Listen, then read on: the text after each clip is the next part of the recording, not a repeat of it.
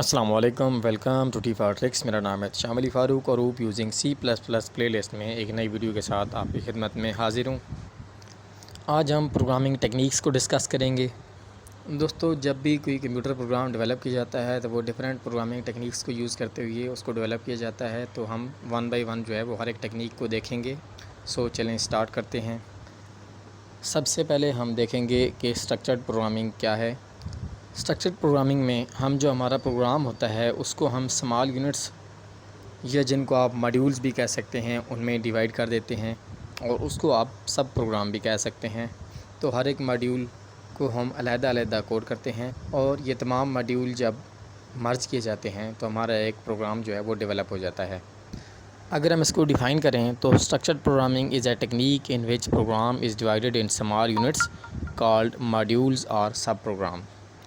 दोस्तों, जो भी मॉड्यूल होता है उसमें डिफरेंट इंस्ट्रक्शंस होती हैं जो कि एक पर्टिकुलर टास्क परफॉर्म कर रही होती हैं और जब भी उस मॉड्यूल को कॉल किया जाता है तो वो मॉड्यूल ऑपरेट करता है या एग्जीक्यूट होता है। तो जो उस मॉड्यूल की आउटपुट होती है जिसके लिए उसको डेवलप किया जाता है वो आउटपुट हमें मिल जाती है।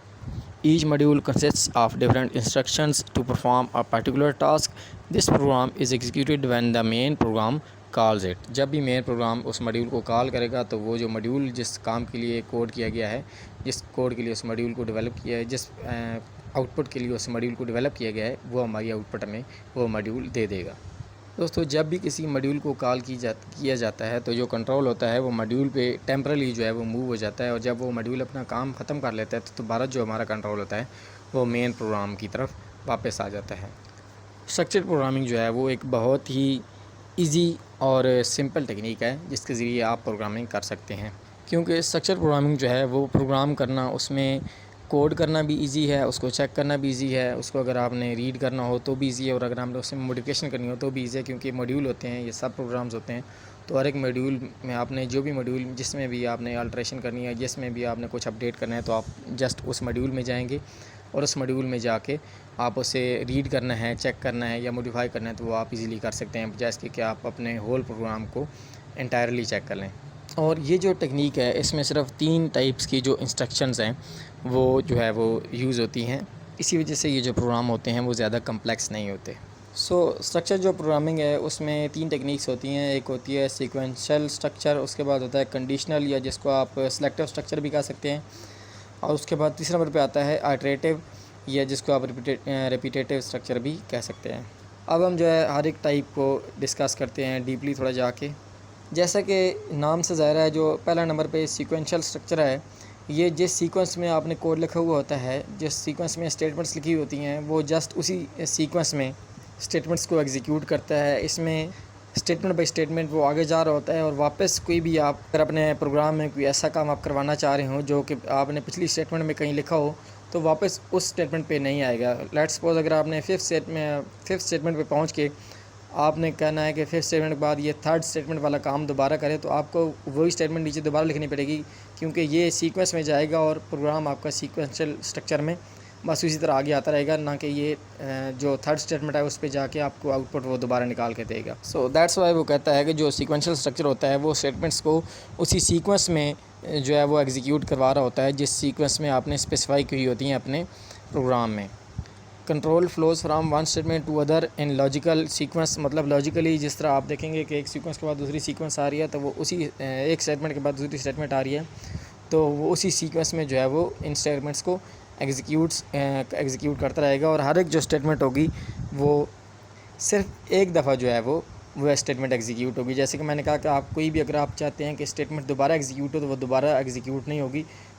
हाँ, अगर आपने कहीं दोबारा उससे एग्जीक्यूट करवाना है तो आपको उसे दोबारा लिखना पड़ेगा।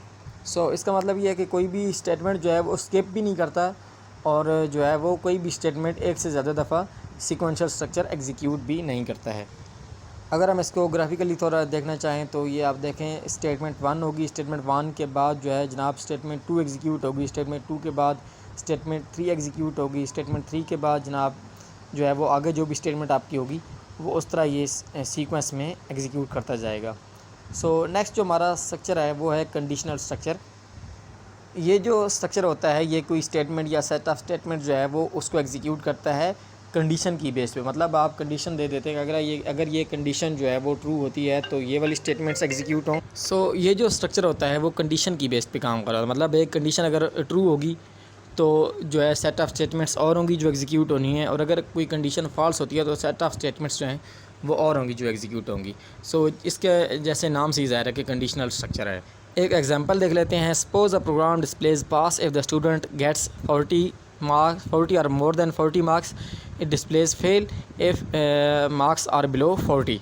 The program checks the marks before displaying the message. अब ये देखें, इसमें एक कंडीशन लगी है, जब ये कंडीशन ट्रू या फॉल्स होगी तो उसके अकॉर्डिंगली जो है वो आपकी जो है वो आउटपुट आएगी। सो स्टार्ट करते हैं। जो भी आपकी इनपुट होगी, आप जो भी मार्क्स इंटर करेंगे, ठीक है जी, मार्क्स जो भी आप एंटर करेंगे उसके बाद वो कंडीशन चेक होगी। कंडीशन में क्या होगा, वो चेक करेगा कि आपके मार्क्स जो हैं वो 40 से अबव हैं या 40 के इक्वल हैं। अगरचे आपके मार्क्स जो हैं वो 40 या 40 से ग्रेटर होंगे तो स्टेटमेंट एक एग्जीक्यूट हो जाएगी कि आप जनाब पास हो चुके हैं, और अगर आपको जो है वो मार्क्स होंगे वो 40 से लेस होंगे तो स्टेटमेंट एग्जीक्यूट हो जाएगी कि आप हज फरमा गए हैं, मतलब आप फेल हो गए। तो ये जैसे कि ग्राफिकली मैंने शो किया है, इस तरह का आपका कोई सिनेरियो बनेगा कंडीशन वाला। सो इस तरह जो है कंडीशनल स्ट्रक्चर वर्क करता है। तो ये एक छोटी सी वीडियो थी जिसमें हमने जो है वो प्रोग्रामिंग टेक्निक्स में स्ट्रक्चर प्रोग्रामिंग की सिर्फ एक जो टाइप है उसको हमने भी देखा है, और ये दो टाइप्स को देखा है, सीक्वेंशियल और कंडीशनल स्ट्रक्चर को। नेक्स्ट जो हमारी वीडियो होगी उसमें हम स्ट्रक्चर प्रोग्रामिंग को ही कंटिन्यू करेंगे, और जो बाकी जो दो टेक्निक्स रह गई हैं इसमें कंडीशनल और आइटरेटिव, इनको हम इंशाल्लाह जो है वो देखेंगे। आई होप आपकी वीडियो पसंद आई होगी। अगर वीडियो आपको पसंद आई तो प्लीज़ वीडियो को लाइक करें, मेरे चैनल को सब्सक्राइब करें और बेल आइकन को प्रेस करें ताकि अपकमिंग वीडियो की नोटिफिकेशन आप तक पहुँचते रहे। वीडियो देखने का बहुत बहुत शुक्रिया। अपना बहुत ख्याल रखिएगा। अल्लाह हाफ़िज़।